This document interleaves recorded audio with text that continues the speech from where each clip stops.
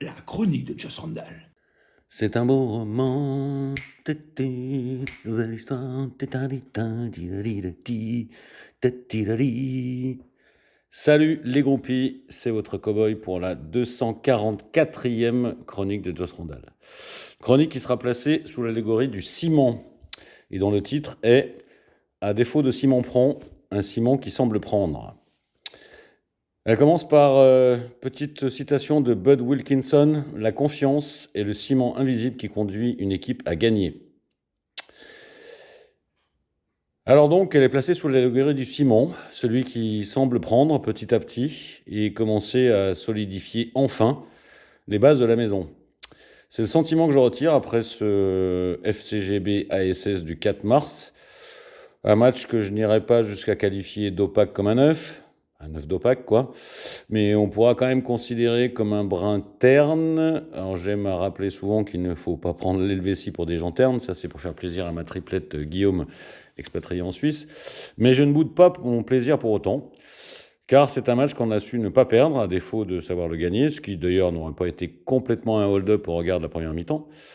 Et même si certaines lacunes sont toujours là, ce match reste l'expression réitérée d'un état d'esprit nouveau et d'un béton dont la révision du mélange au mercato d'hiver, avec le rajout notamment de tiges métalliques pour l'armée, nous permet de commencer à envisager un maintien, qui vaut mieux que demain tu l'auras, moins douloureux que prévu il y a quelques mois. Chapitre 1. La confiance et le collectif. En séchant, le ciment devient solide. Alors c'est sûr, après ce Bordeaux SS, il n'y avait pas forcément de quoi dorloter un Yorkshire sous sein privé de consistance, probablement le match le moins abouti, maîtrisé des 5 derniers, mais pour moi, il y a surtout du positif à en retirer. Alors un bon point déjà, qui rend Micheline plutôt heureuse, face à une des grosses écuries de Ligue 2, contre qui nous avons finalement pris 4 points sur 6, ce qui est peut-être une autre façon de lire que l'ASS n'était pas à sa juste place en queue de peloton. Et au total, 13 points pris sur les 15 derniers, le bilan est très bon. Mais au-delà de la comptabilité, j'ai surtout aimé plusieurs choses. Alors déjà, la façon dont l'équipe a abordé psychologiquement le match, sans prétention démesurée, mais sans peur ni crainte non plus. Preuve que le collectif va mieux. Le ciment sèche et se solidifie, avec pour résultat une première mi-temps dominée qui aurait d'ailleurs mérité meilleur sort. Quelques certitudes ensuite du côté de l'équipe et du coach, alors sans aller jusqu'à dire que c'est mon fils, ma Batless, a désormais les idées aussi nettes qu'une vue aérienne de la Beauce à l'époque des Blémures. Il semble en tout cas avoir trouvé son équipe type, celle qu'il n'hésite plus à aligner 2 ou 3 fois de suite. Et ça aussi, c'est plutôt un signe de bonne santé dans le foot. Avec en plus quelques principes qu'on retrouve désormais, avec toujours cette idée de jouer plutôt assez haut, avec un milieu qui récupère beaucoup de ballons. Malheureusement, pas forcément toujours bien utilisé samedi, une fois récupéré. On en parlera dans le paragraphe suivant. Enfin, l'état d'esprit général va aussi résolument mieux. Alors s'il était pertinent d'attendre un peu avant d'être trop affirmatif sur ce point, le fait de ne pas avoir lâché jusqu'au bout et d'être allé chercher cette égalisation est également pour moi un indicateur important que le ciment s'est consolidé au fil du temps. Alors sans faire de la philosophie de comptoir, j'ai mémoire d'un temps pas si lointain où les têtes se baissaient vite après les buts encaissés. Et en Ligue 2, peut-être plus qu'ailleurs, la capacité au non-renoncement, la non-acceptation de la défaite sont des paramètres premiers. Alors juste toutefois une petite remarque au passage. Et là, je n'hésite pas à faire appel au copain Jean Racine dans son Andromaque pour vous balancer un bon vieux « Mais pour qui sont ces serpents qui sifflent sur vos têtes ?» bien senti. Là, je veux juste souligner que je suis quand même un peu atterré par le flot de critiques négatives que je vois continuer de pleuvoir sur l'équipe ou sur certains joueurs, et ce même dans cette nouvelle période plutôt positive. Quand on sait d'où on vient, je trouve ça un peu surprenant. Comme me disait l'autre jour mon ami Marie Roana, c'est stupéfiant de constater à quel point l'insatisfaction permanente et surtout la culture de l'instant a gangréné le foot d'aujourd'hui. Mais bon, je dois probablement être trop vieux ou trop con pour arriver à admettre ça. Chapitre 2, technique et concentration. Là, il y a trop de sable dans le mélange. Oui, car je dois tout de même à la plus élémentaire des honnêtetés intellectuelles de reconnaître que tout n'est pas parfait, loin de là. Il y a encore du lapin sur la planche, les Garennes, avant qu'on puisse être 100% serein, comme ma Micheline, pour qu'elle aille siroter ses spritz avec ses copines. Le ciment n'est pas encore complètement sec. Plusieurs choses pour illustrer ça. Alors d'abord, et malheureusement toujours, il y a cette difficulté dans la gestion des matchs, dans leur continuité, dans leur intégralité. Là, le problème n'est pas réglé, hein. Toujours ces énormes trous d'air, de manque de concentration, dont on a déjà parlé ici récemment, et qui font revenir la cohorte de mauvais souvenirs avec ces buts pris en début de période, au début du match ou après la mi-temps. Samedi, c'était au retour des vestiaires.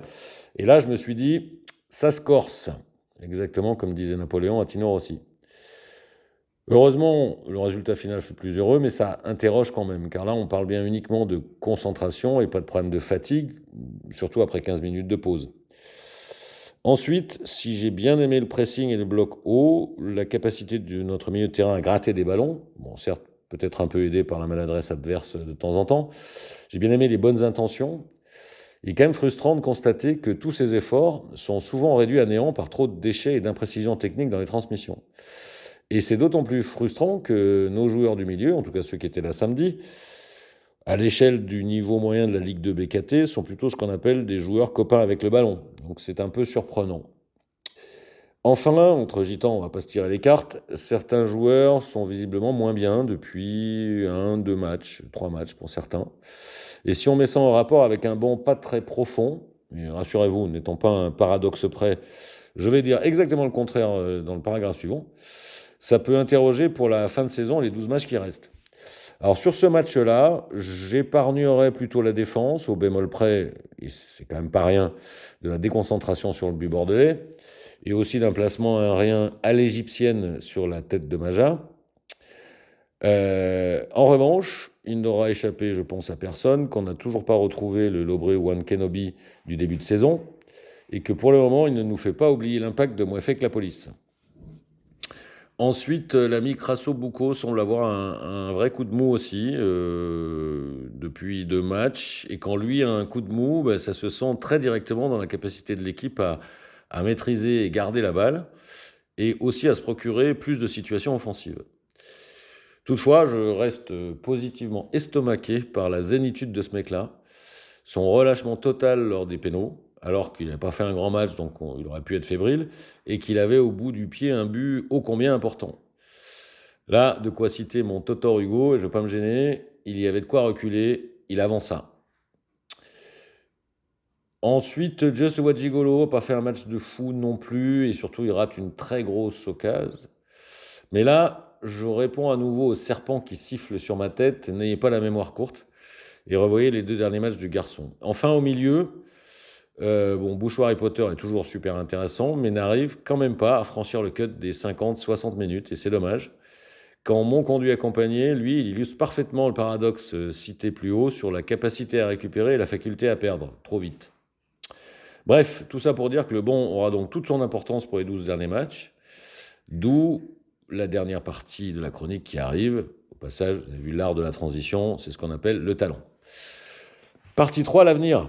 Banc en bois ou banc en béton ? Point d'interrogation. Alors, nous avons déjà parlé la semaine dernière.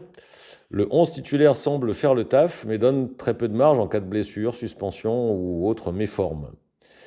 Et il reste quand même 12 matchs.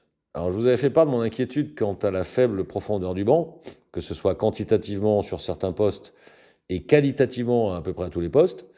Alors évidemment, il suffisait que j'écrive ça la semaine dernière pour que ce samedi, ce soit du banc que vienne la lumière. Si c'est pas pour me faire chier, je vois pas ce que c'est. Mais bon, moi vous me connaissez, je suis plus honnête que cet escroc notoire d'Apache, le Samsam 42. Alors vous savez pas pourquoi, mais lui, il sait très bien de quoi on parle. Et je bats ma coulpe, une coulpe toute neuve en plus qui avait à peine servi, pour reconnaître que les entrées conjuguées de Mortal Fomba et de Kaderbe Ambassadeur ont directement contribué au point pris. Et en moins de temps qu'il en faut un sacristain pour étouffer le bifton d'un généreux donateur dans le plateau de la quête, le premier servait le second qui amenait Michelin à la sortie de route. Mais oui, mon Nico, pour toi celle-là. Pour autant, je n'ai pas encore fondamentalement changé d'avis sur notre banc, ça me paraît toujours très juste pour finir la saison. On verra bien. Mais curieusement, vous le savez, les idées sont un peu comme les éléphants de cirque, elles se tiennent toutes par la queue. Et cette réflexion sur le banc m'a amené une autre pensée, dirigée vers l'avenir à plus long terme. Alors, pensée qui est probablement très prématurée tant que le maintien n'est pas assuré à 100%, on est d'accord. Mais je m'en fous. Pour quelques minutes, j'ai essayé de prendre de la hauteur, comme un façadier sur un échafaudage. Et je commence donc à penser à la construction de l'an prochain. Et là, j'avoue que les pensées voltigent pêle-mêle dans mon cerveau comme les chaussettes dans le tambour d'un sèche-linge. Cela étant dit, je me dépêche de refermer ces pensées-là, car il y a tellement de boulot que je ne suis pas encore prêt aux futurs nœuds au cerveau qui ne manqueront pas d'arriver, mais c'est quand même juste l'occasion pour moi de rappeler qu'il ne faudra quand même pas trop tarder pour y penser, et vous laisser, pour l'illustrer avec cette phrase de Zeppo Marx, le 5e des Marx Brothers, qui disait « Lorsque le 12e coup de minuit a sonné, n'oublie pas de te croire demain, sinon la veille te semblera remonter à hier. » À bientôt les amis.